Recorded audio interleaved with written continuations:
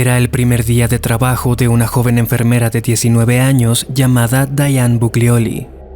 Luego de una exhaustiva búsqueda, por fin encontró empleo como cuidadora infantil en la Escuela Estatal Willowbrook, una institución de alto renombre dedicada al tratamiento y educación de personas con discapacidades.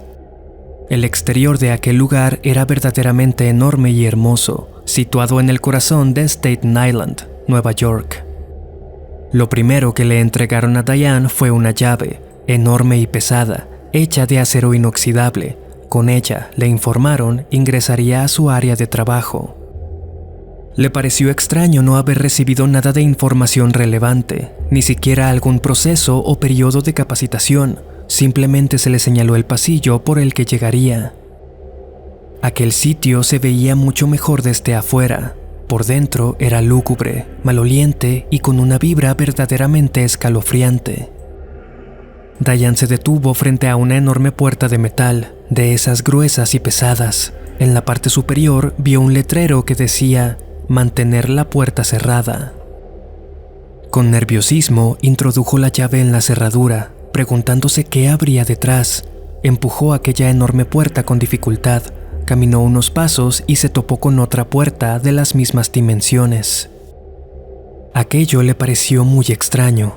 ¿Por qué la enviarían en su primer día a una zona que evidentemente era de alta seguridad y sobre todo sin nadie que la acompañara? Abrió la segunda y vio entonces un corto pasillo. Caminó hasta el final para encontrar una tercera puerta, también de pesado metal, con un letrero que solicitaba mantenerla cerrada. Diane no solo estaba extrañada, sino muy alterada en este punto. Ella solo era una enfermera. ¿Qué clase de criatura estarían ocultando ahí, detrás de tanta cerradura, en una zona tan alejada de todo lo demás? Respirando de forma agitada, se debatió si debía continuar. Era obvio que algo no estaba bien. Al final, abrió la última puerta y la recibió una habitación oscura, con un fuerte olor a humedad. Su vista tardó en adaptarse a medida que el sonido de llantos y gemidos esparcidos invadían sus oídos. Estaba ante al menos 40 niños. Ninguno debía tener más de 2 años, regados de manera descuidada por todo el espacio. El olor a excremento y orina era apenas soportable. Cuando los pequeños vieron entrar a Diane, algunos comenzaron a gatear hacia ella. Otros intentaban llamar su atención desde donde estaban. Otros, sumidos en sí mismos, permanecieron inmutables.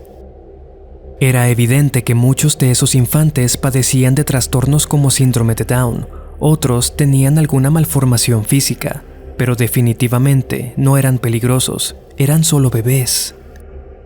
Diane se cuestionó con horror a qué clase de lugar había entrado a trabajar. ¿Qué clase de supuesta escuela de educación especial encierra a tantos inocentes detrás de no una, sino 3 enormes puertas de acero, como si fueran monstruos?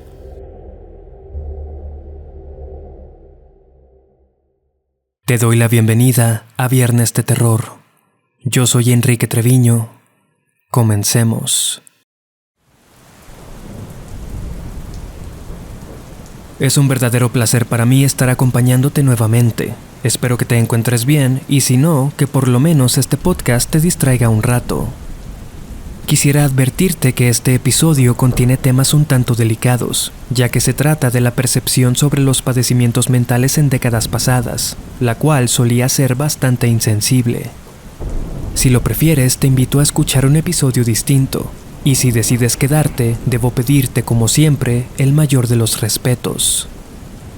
Quiero agradecer mucho a las personas que se han acercado estos últimos días para decirme cuánto les gusta mi trabajo. La nueva sección del podcast, Relatos Sonámbulos, va a quedarse de manera definitiva. Hasta ahora, la idea es subirla cada 2 miércoles. Si a ti también te agrada este contenido, sería de gran apoyo que califiques el podcast con 5 estrellas y lo compartas con alguien a quien crees que también pueda gustarle. No olvides que también puedes seguirme en mis perfiles de Instagram y TikTok. Los enlaces, como siempre, están en la descripción.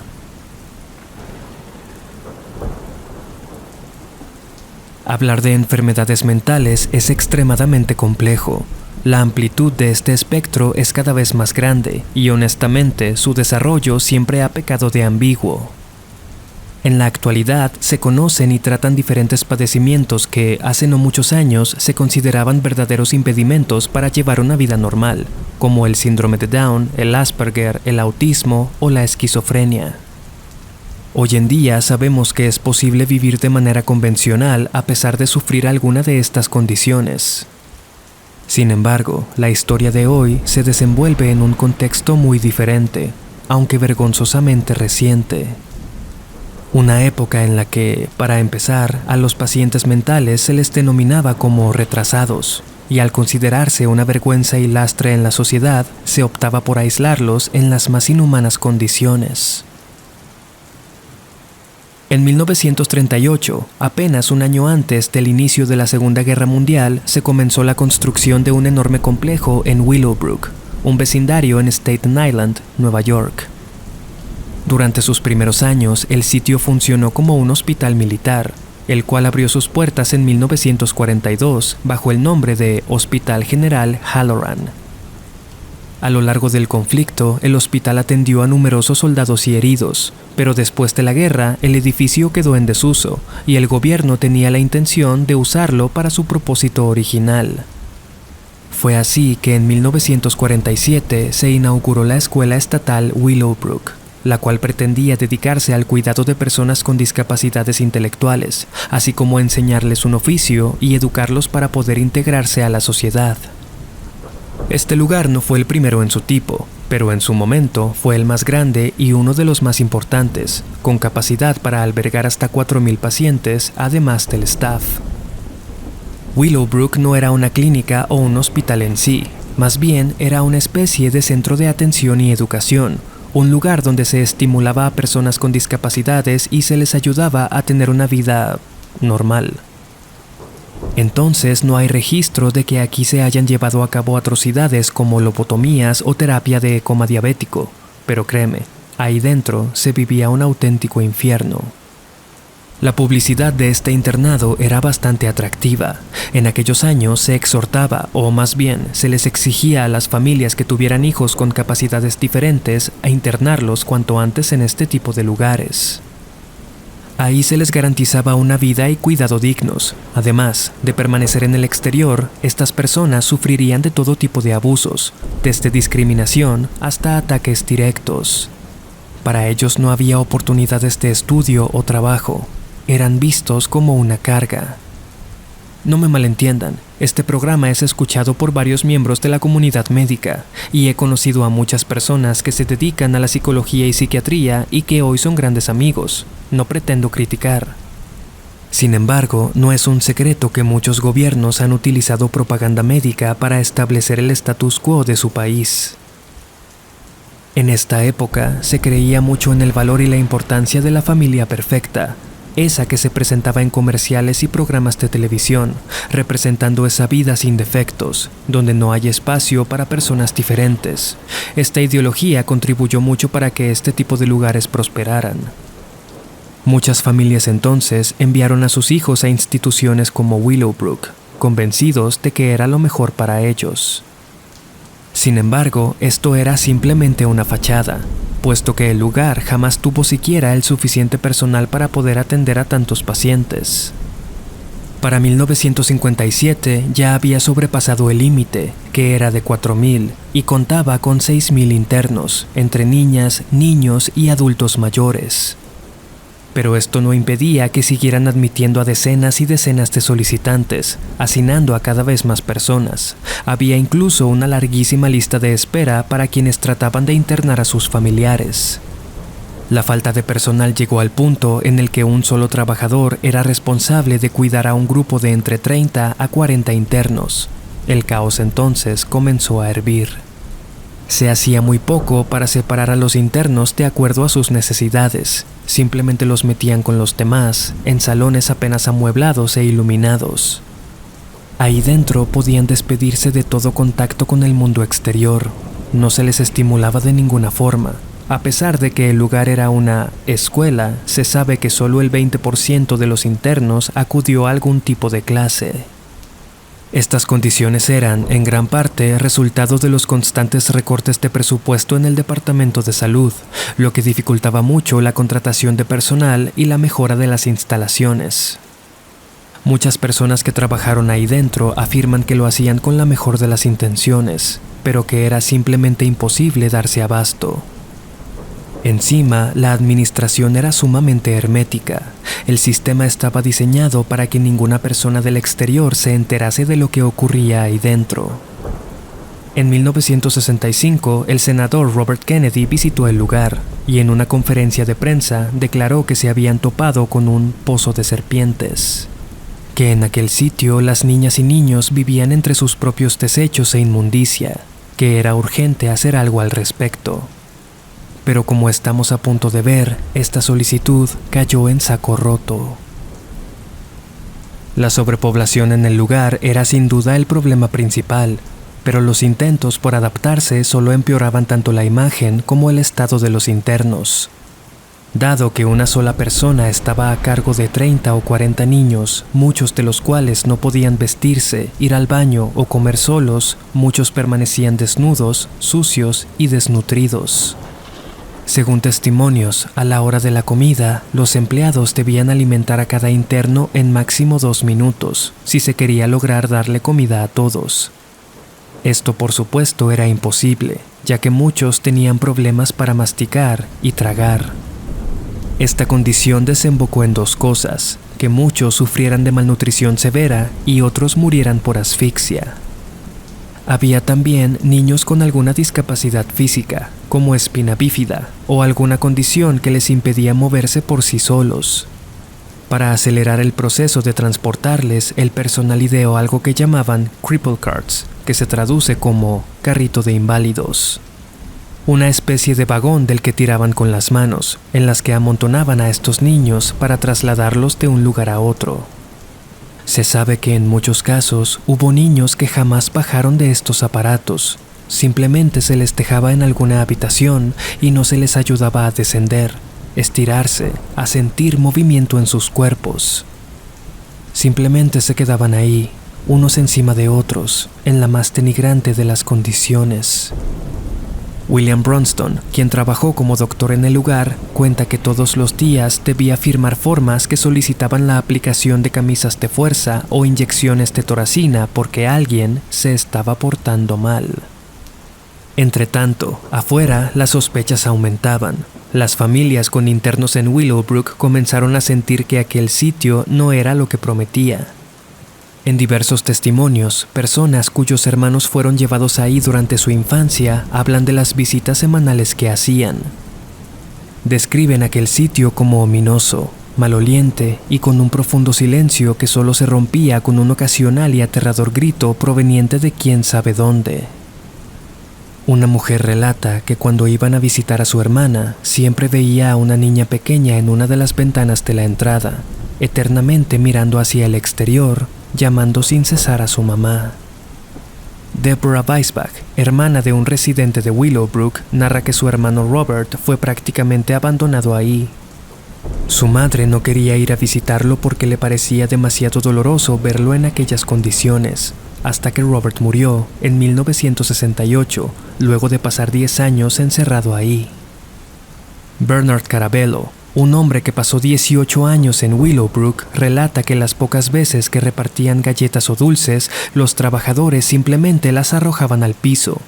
Todos entonces, o aquellos que mejor podían moverse, se abalanzaban sobre ellas, algo en extremo degradante. Pero aún no hemos llegado a la parte más horrenda de este caso.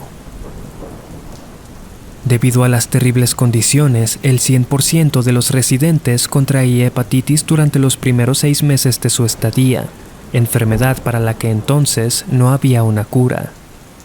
Muchos fallecieron por esto, pero el Dr. Saul Krugman y su equipo vieron la oportunidad perfecta para experimentar una nueva vacuna. El Departamento de Salud del Estado de Nueva York y el área epidemiológica de las Fuerzas Armadas aprobaron un estudio que se llevó a cabo de 1950 a 1970. A los niños ingresados de entre 3 y 11 años se les inoculaba esta enfermedad a través de hebras fecales aisladas de otros infectados. Se les aplicaba entonces la vacuna para observar sus efectos. ¿Recuerdas que había una lista de espera? Pues bien, a los padres se les decía que si aceptaban someter a sus hijos a este estudio, ascenderían hasta los primeros nombres de admisión. Cuando al equipo de Krugman se le cuestionó por qué no probaban sus vacunas en monos en lugar de niños con discapacidades, la respuesta fue que los monos eran más costosos.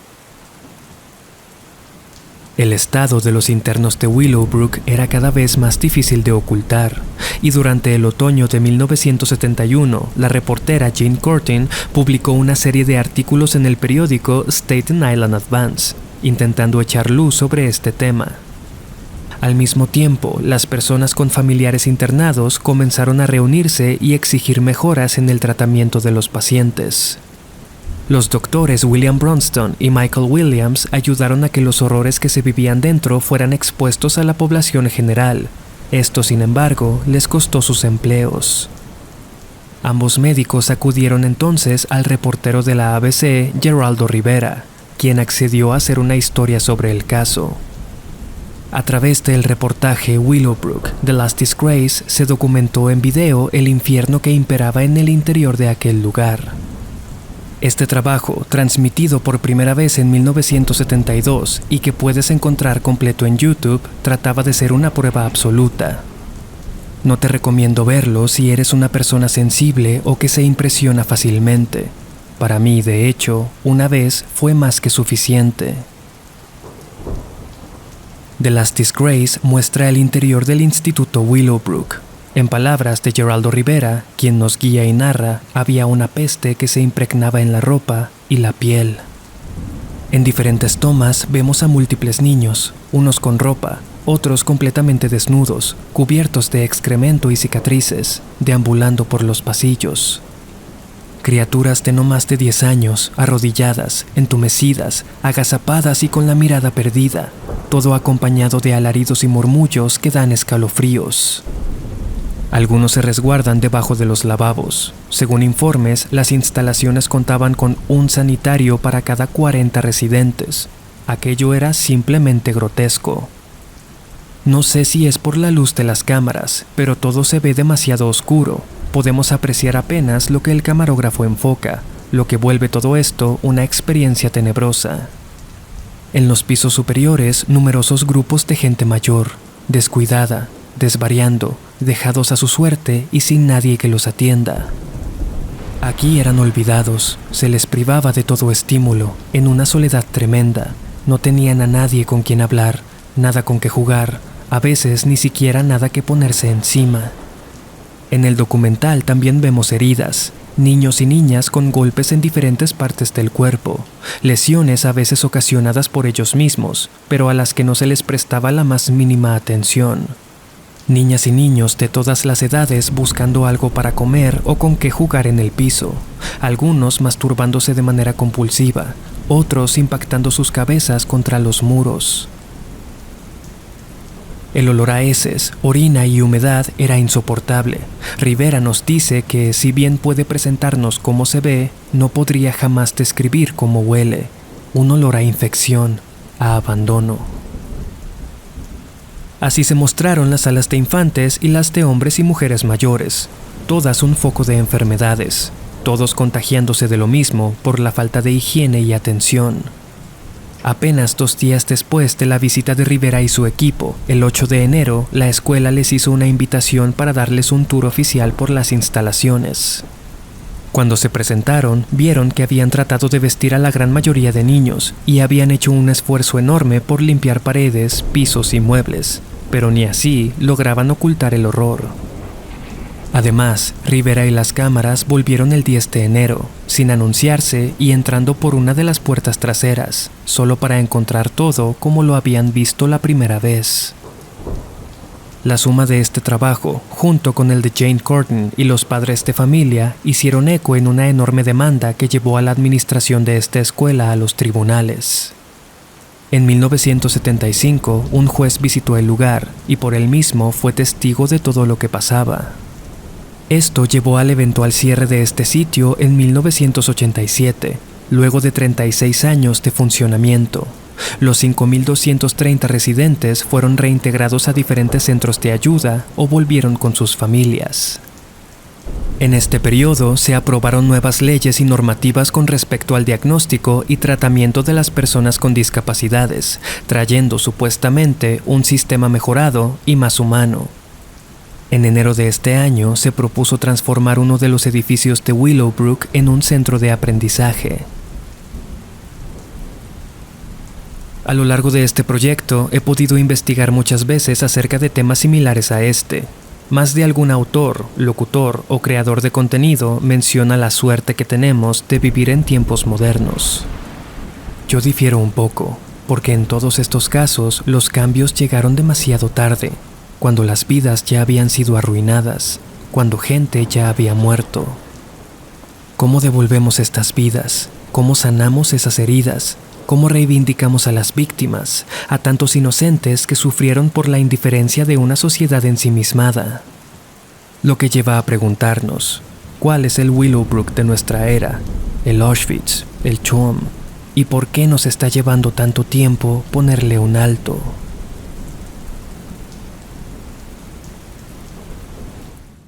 Muchas gracias por haber escuchado el episodio de esta semana. De verdad espero que te haya gustado.